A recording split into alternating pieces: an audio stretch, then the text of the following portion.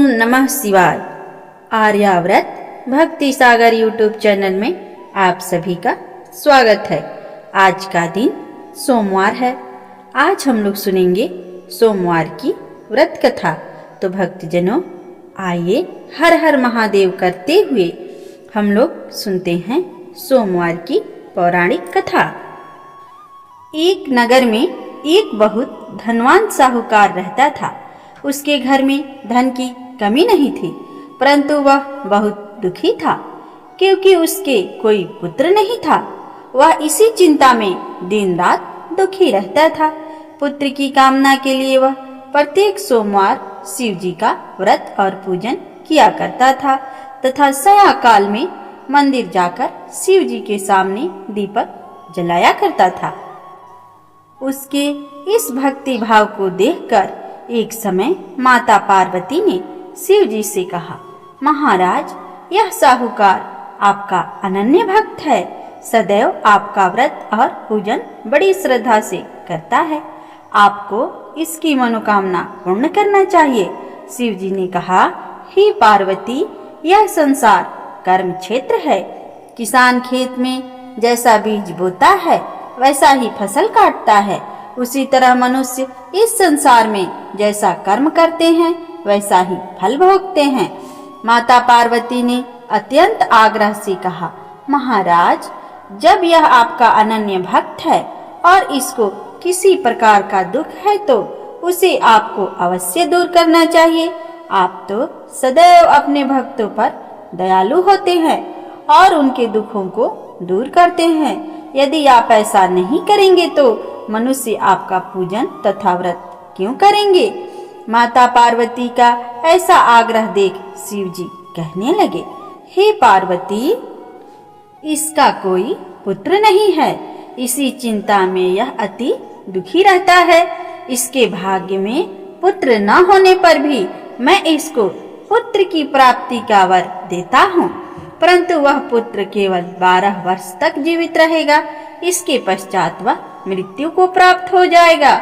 इससे अधिक मैं इसके लिए कुछ नहीं कर सकता। माता पार्वती और भगवान शिव का यह वार्तालाप साहूकार सुन रहा था। इससे उसको न तो प्रसन्नता हुई और न ही दुखी हुआ। वह पूर्व की तरह शिव जी का व्रत और पूजन करता रहा। कुछ समय बाद साहूकार की स्त्री गर्भवती हुई और 10वें महीने उसके गर्भ से अति सुंदर पुत्र उत्पन्न हुआ। साहूकार के घर में बहुत खुशियां मनाई गई, परंतु साहूकार तो यह जानता था कि उसकी केवल 12 वर्ष की आयु है।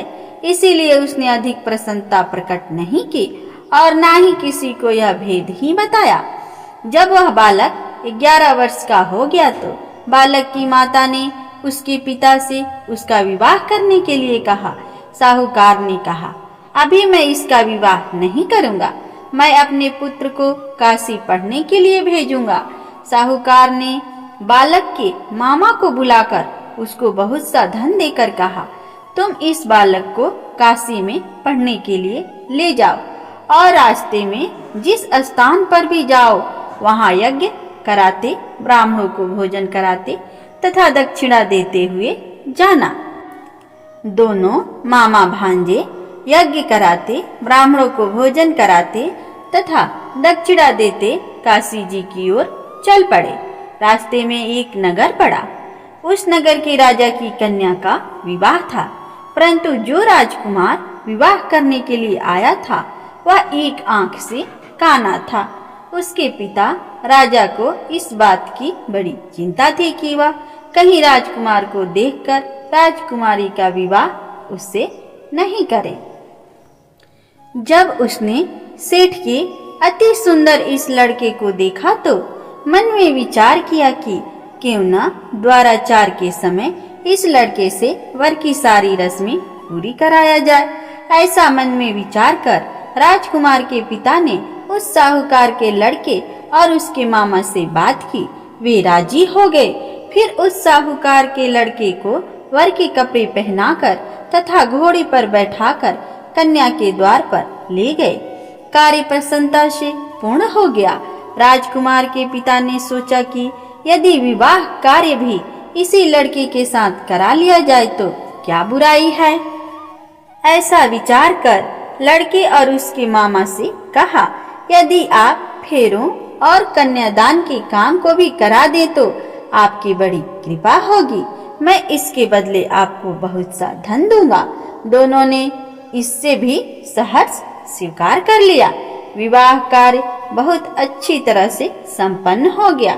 सेठ का पुत्र जिस समय जाने लगा तो उसने राजकुमारी के चुंदरी के पल्लों पर लिख दिया, तेरा विवाह मेरे साथ हुआ है, परंतु जिस राजकुमार के साथ तुमको भेजेंगे वह एक आंख से काना है। मैं काशी जी पढ़ने जा रहा हूँ। सेठ के लड़के के जाने के पश्चात राजकुमारी ने जब अपनी चुनरी पर ऐसा लिखा हुआ पाया तो उसने काने राजकुमार के साथ जाने से इनकार कर दिया। उसने अपने माता पिता को सारी बातें बता दी और कहा कि यह मेरा पति नहीं है, मेरा विवाह इसके साथ नहीं हुआ। जिस वर के साथ मेरा विवाह हुआ है वह तो काशी पढ़ने गया है। राजकुमारी के माता पिता ने अपनी कन्या को विदा नहीं किया और बारात वापस चली गई। उधर सेठ का लड़का और उसका मामा काशी पहुंच गए। वहां जाकर उन्होंने यज्ञ करना और लड़के ने पढ़ना शुरू कर दिया। जिस दिन लड़के की आयु 12 वर्ष को हुई, उस दिन लड़के के मामा ने यज्ञ का आयोजन कर रखा था। लड़के ने अपने मामा से कहा, मामा जी आज मेरी तबीयत कुछ ठीक नहीं है। मामा ने कहा, अंदर जाकर सो जाओ। लड़का अंदर जाकर सो गया तो थोड़ी देर में उसके प्राण निकल गए। जब उसके मामा ने आकर देखा कि उसका भांजा मृत पड़ा है तो उसको बड़ा दुख हुआ। उसने सोचा कि अगर मैं अभी रोना पीटना मचा दूंगा तो यज्ञ का कार्य अधूरा रह जाएगा। अतः उसने जल्दी से यज्ञ का कार्य समाप्त करवाकर ब्राह्मणों के जाने के बाद रोना पीटना शुरू कर दिया। संयोगवश उसी समय शिव पार्वती उधर से जा रहे थे। जब उन्होंने जोर जोर से रोने की आवाज सुनी तो पार्वती जी कहने लगी, हे महाराज, कोई दुखिया रो रहा है, इसके कष्ट को दूर कीजिए। जब शिव पार्वती वहां पहुंचे तो उन्होंने पाया कि वहां एक लड़का मरा पड़ा था। माता पार्वती कहने लगी, महाराज, यह तो उसी सेठ का लड़का है जो आपके वरदान से उत्पन्न हुआ था। शिव जी ने कहा, हे पार्वती, इसकी आयु इतनी ही थी, वह यह भोग चुका है। तब पार्वती जी कहने लगी, हे महाराज, इस बालक को और आयु दें, नहीं तो इसके माता पिता तड़प तड़प कर मर जाएंगे। माता पार्वती के बार बार आग्रह करने पर शिव जी ने कहा, उसको जीवन का वरदान देता हूँ। शिव जी की कृपा से वह लड़का जीवित हो गया। इसके बाद शिव जी और पार्वती कैलाश पर्वत को चले गए। शिक्षा पूरी होने पर वह लड़का और उसका मामा उसी प्रकार यज्ञ करते, ब्राह्मणों को भोजन कराते तथा दक्षिणा देते अपने घर की ओर चल पड़े। रास्ते में उसी नगर में आए जहां उस लड़के का वहां की राजकुमारी से विवाह हुआ था। वहां आकर उन्होंने यज्ञ आरंभ कर दिया। उस लड़के के ससुर वहां के राजा ने उसको पहचान लिया और महल में ले जाकर उसकी बहुत आवाभगत की। बहुत से दास दासियां सहित आदर पूर्वक अपनी राजकुमारी और जमाई को विदा किया। जब वे अपने नगर के निकट आए तो मामा ने कहा कि मैं पहले तुम्हारे घर जाकर तुम्हारे माता पिता को खबर कर आता हूँ। जब उस लड़के के मामा घर पहुंचा तो उसने देखा कि लड़के के माता पिता घर की छत पर बैठे हैं। उन्होंने यह प्रण कर रखा था कि यदि हमारा पुत्र सकुशल लौट आया तो हम राजी खुशी नीचे आ जाएंगे, नहीं तो छत से कूदकर अपने प्राण त्याग देंगे। उस लड़के के मामा ने आकर जब यह समाचार दिया तो कि आपका पुत्र आ गया है, तब उनको विश्वास नहीं हुआ। उसके मामा ने जब शपथ पूर्वक कहा कि आपका पुत्र अपनी पत्नी तथा बहुत सारा धन साथ लेकर आया है, तो सेठ प्रसन्नता से भर उठा। सेठ सेठानी आनंद पूर्वक नीचे आए। बाहर आकर उन्होंने अपने पुत्र तथा उसकी पत्नी का भरपूर स्वागत किया। सभी प्रसन्नता के साथ रहने लगे। भक्तजनों, जो कोई सोमवार के व्रत को धारण करता है अथवा इस कथा को पढ़ता या सुनाता है, उसके सब दुख दूर होकर उसकी समस्त मनोकामनाएं पूर्ण होती है तथा इस लोक में नाना प्रकार के सुख भोग कर अंत में सदाशिव के लोक को प्राप्त होते हैं। तो आइए इसी प्रकार एक और कथा को सुनते हैं। पूर्व काल में एक विधवा ब्राह्मणी प्रत्येक प्रातः ऋषियों की आज्ञा ले अपने पुत्र को साथ लेकर भिक्षा मांगने जाती और संध्या को लौटती। भिक्षा में जो मिलता उससे वह अपना कार्य चलाती और शिव जी का प्रदोष व्रत भी करती। एक दिन जब वह भिक्षा के लिए अपने पुत्र के साथ जा रही थी तो मार्ग में उसे विदर्भ देश का राजकुमार मिला। शत्रुओं ने उसे उसकी राजधानी से बाहर निकाल दिया था और उसके पिता को मार दिया था, अतः वह मारा मारा फिर रहा था। ब्राह्मणी उसे अपने साथ ले आई और अपने पुत्र के साथ उसका पालन पोषण करने लगी। एक दिन उन दोनों राजकुमार और ब्राह्मण बालक ने वन में गंधर्व कन्याओं को देखा। ब्राह्मण बालक घर लौट आया, परंतु राजकुमार साथ नहीं आया, क्योंकि वह अंशुमती नाम की गंधर्व कन्या से बातें करने लगा। दूसरे दिन वह फिर अपने घर से वहां आया, जहां अंशुमती अपने माता पिता के साथ बैठी थी। कुछ दिन पश्चात अंशुमती के माता पिता ने राजकुमार धर्मगुप्त से कहा कि तुम विदर्भ देश के राजकुमार धर्मगुप्त हो। हम श्री शंकर जी की आज्ञा से अपनी पुत्री अंशुमती का विवाह तुम्हारे साथ कर देते हैं। राजकुमार धर्मगुप्त का विवाह अंशुमती के साथ हो गया। बाद में राजकुमार ने गंधर्व राजा की सेना की सहायता से विदर्भ देश पर अधिकार कर लिया और ब्राह्मणी के पुत्र को अपना मंत्री बना लिया। यथार्थ में वह सब उस ब्राह्मणी के प्रदोष व्रत करने का फल था। बस उसी समय से यह प्रदोष व्रत संसार में प्रतिष्ठित हुआ। तो हे भक्तजनों, आइए सोमवार की एक और पौराणिक कथा को हम सुनते हैं। मृत्यु लोक में भ्रमण करने की इच्छा करके एक समय श्री भूतनाथ भगवान भोलेनाथ माता पार्वती के साथ मृत्यु लोक में पधारे। भ्रमण करते करते दोनों विदर्भ देशांतर्गत अमरावती नाम की अति रमणीक नगरी में पहुँचे। अमरावती नगरी अमरपुरी के सदृश सब प्रकार के सुखों से परिपूर्ण थी। उसमें वहां के महाराज द्वारा बनवाया हुआ अति रमणीक शिव जी का मंदिर भी था। भगवान शंकर भगवती पार्वती के साथ उसी मंदिर में निवास करने लगे। एक समय माता पार्वती भगवान भोलेनाथ को प्रसन्न देख मनोविनोद करने की इच्छा से बोली, हे महाराज, आज तो हम दोनों चौसर खेलेंगे। शिव जी ने प्राण प्रिया की बात को मान लिया और चौसर खेलने लगे। उसी समय मंदिर का पुजारी ब्राह्मण मंदिर में पूजा करने आया। माता पार्वती ने पुजारी से प्रश्न किया, पुजारी जी बताओ, इस बाजी में हम दोनों में से किसकी जीत होगी? ब्राह्मण बिना विचारे शीघ्रता से बोल उठा कि महादेव जी की जीत होगी। थोड़ी देर में बाजी समाप्त हो गई और पार्वती जी की विजय हुई। पार्वती जी बहुत क्रोधित हुई और ब्राह्मण को झूठ बोलने के अपराध के कारण शाप देने को उद्यत हुई। भोलेनाथ ने माता पार्वती को बहुत समझाया, परंतु उन्होंने ब्राह्मण को कोढ़ी होने का श्राप दे ही दिया। कुछ समय बाद पार्वती जी के श्रापवश पुजारी के शरीर में कोढ़ पैदा हो गया। वह अनेक प्रकार से दुखी रहने लगा। पुजारी को श्राप कष्ट भोगते हुए जब बहुत दिन हो गए, तब एक दिन देवलोक की अप्सरा शिव जी की पूजा करने हेतु उसी मंदिर में पधारी। पुजारी के कोढ़ के कष्ट को देख उसने बड़े दया भाव से उससे रोगी होने का कारण पूछा। पुजारी ने निसंकोच सारी बातें उन्हें बता दी। वे अप्सराएं बोली, हे पुजारी, अब तुम अधिक दुखी मत होना, भगवान शिव तुम्हारे कष्ट को दूर कर देंगे।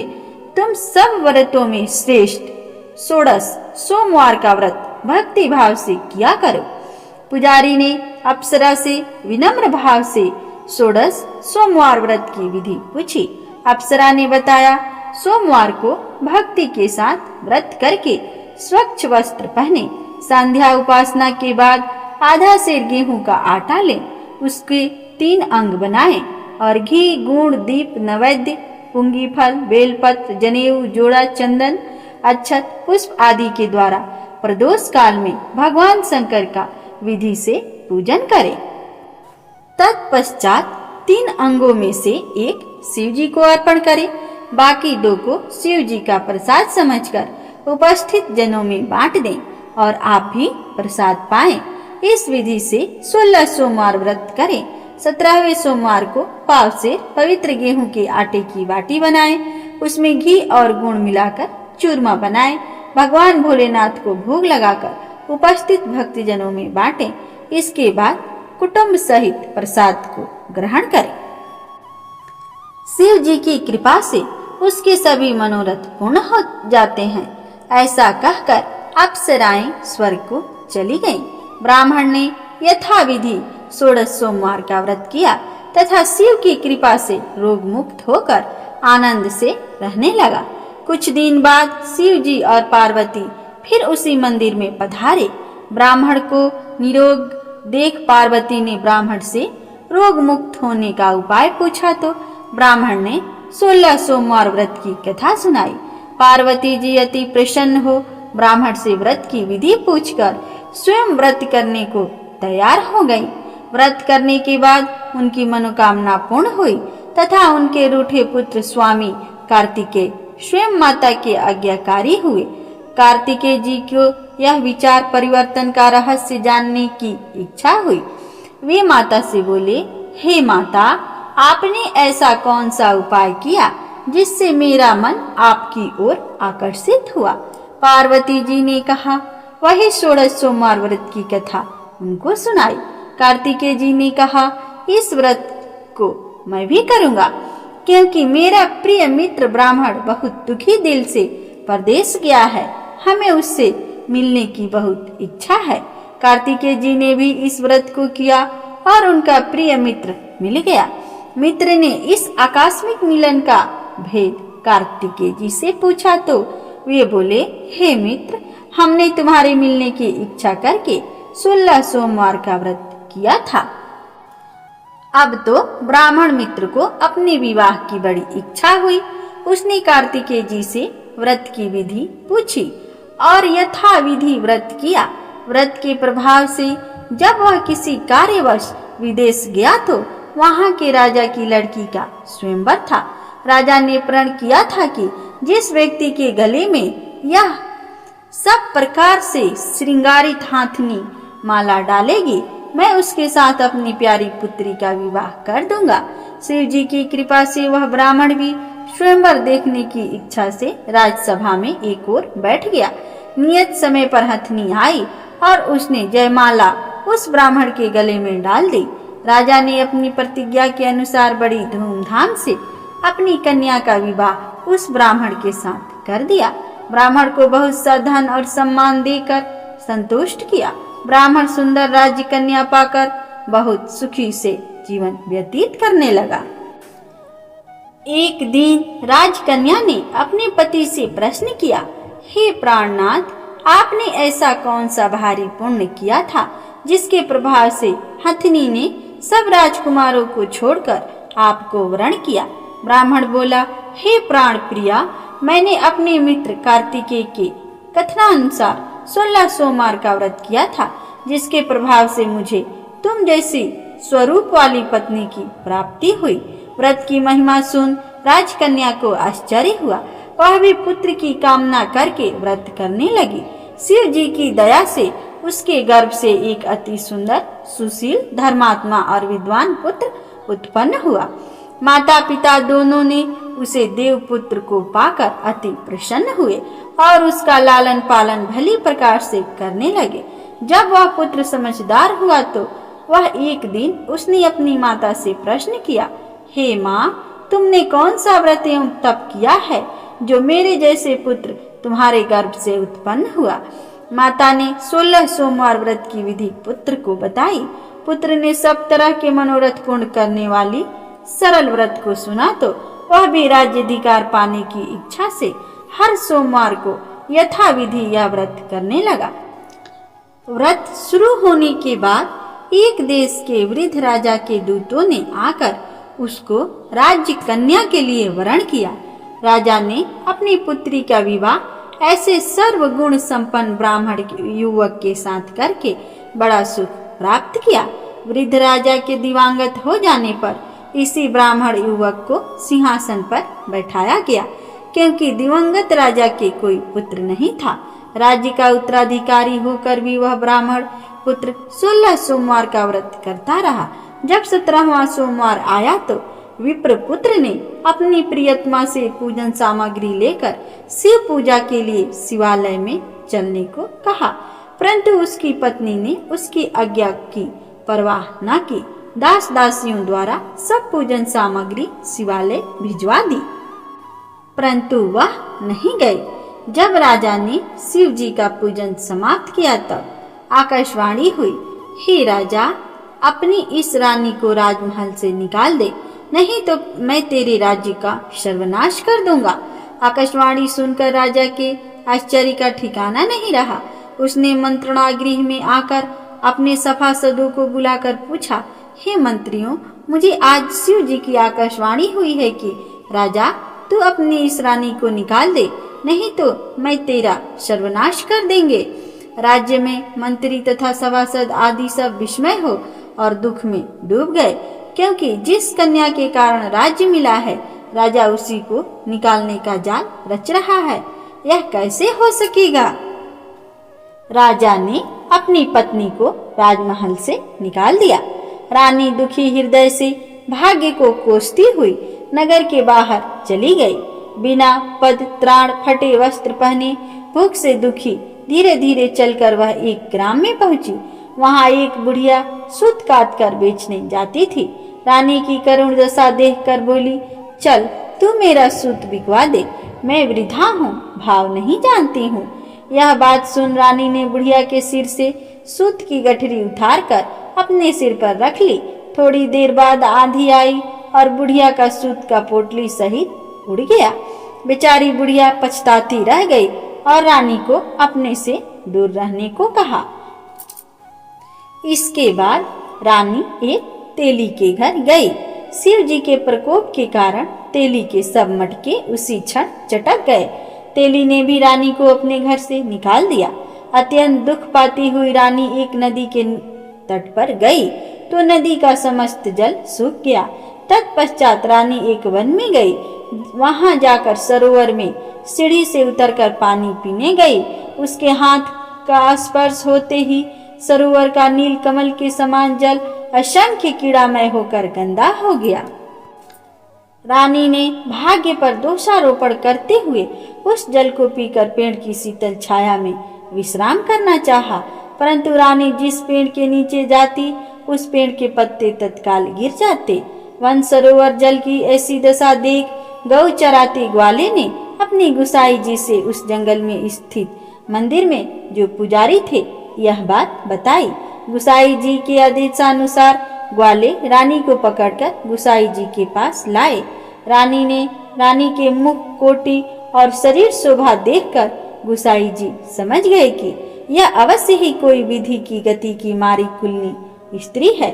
पुजारी ने रानी से कहा, पुत्री, मैं तुमको अपनी पुत्री की समान रखूंगा।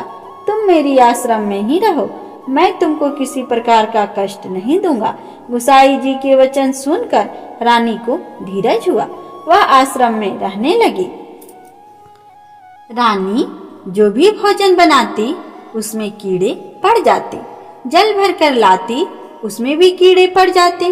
रानी की यह दशा देख गुसाई जी बहुत दुखी हुए और रानी से बोले, हे बेटी, तुम्हारे ऊपर कौन सी देवता का कोप है जिससे तुम्हारी यह दशा हुई है।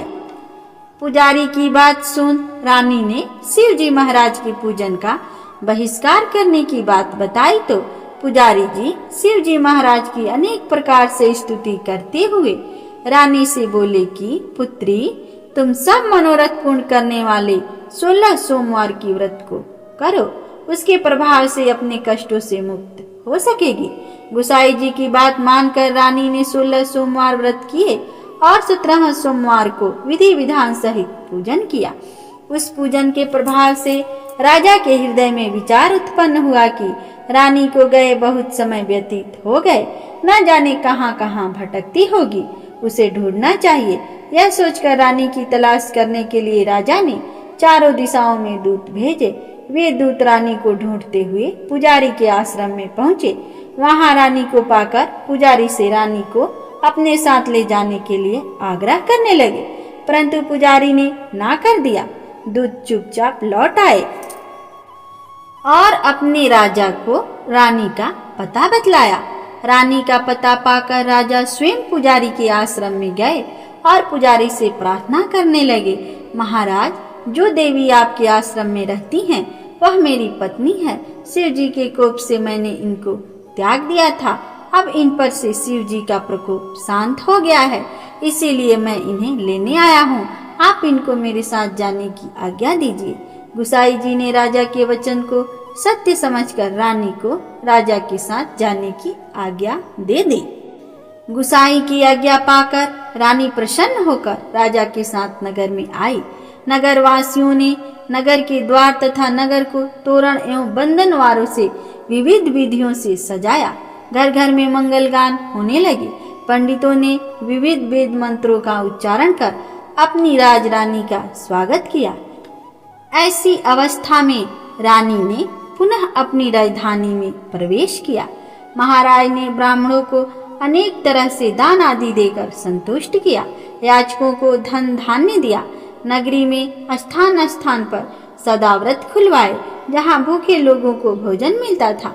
इस प्रकार से राजा शिव जी की कृपा का पात्र हो राजधानी में रानी के साथ अनेक तरह के सुखों का भोग करता सोमवार का व्रत करने लगा। विधिवत शिव पूजन करते हुए इस लोक में अनेक सुखों को भोगने के पश्चात दोनों शिवपुरी को पधारे। जो मनुष्य मनसा वाचा कर्मणा भक्ति सहित 16 सोमवार का व्रत एवं पूजन इत्यादि विधिवत करता है, वह इस लोक में समस्त सुखों को भोग कर अंत में शिव धाम को प्राप्त होता है। यह व्रत सब मनोरथ को पूर्ण करने वाला है। तो सब कोई प्रेम से बोलिए हर हर महादेव। तो भक्तजनों, कथा समाप्त होने पर हम त्रिगुण शिव जी की आरती करते हैं। जय शिव ओंकारा, हर जय शिव ओंकारा, ब्रह्मा विष्णु सदा शिव अर्धांगी धारा। ओम जय शिव ओंकारा, एकानन चतुरानन पंचानन राजे, हंसानन गरुड़ासन वृषवाहन साजे। ओम जय शिव ओंकारा, दो भुज चार चतुर्भुज 10 भुज ते सोहे, तीनों रूप निरखता त्रिभुवन जन मोहे। ओम जय शिव ओंकारा, अक्षमाला बनमाला मुंडमाला धारी, चंदन मृग मद सोहे भोले शुभकारी। ओम जय शिव ओंकारा, श्वेतांबर पीतांबर बाघांबर अंगे, शनकादिक ब्रह्मादिक भूतादिक संगे। ओम जय शिव ओंकारा, करके मध्य कमंडल चक्र त्रिशूल धरता, जग करता जग भरता, जग संहार करता। ओम जय शिव ओंकारा, ब्रह्मा विष्णु सदा शिव, जानत अविवेका, प्राणवाक्षर के मध्य ये तीनों एका। ओम जय शिव ओंकारा, त्रिगुण शिव जी की आरती, जो कोई नर गावे, कहत शिवानंद स्वामी, मनवांछित फल पावे। ओम जय शिव ओंकारा, हर जय शिव ओंकारा। तो प्रेम से बोलिए हर हर महादेव।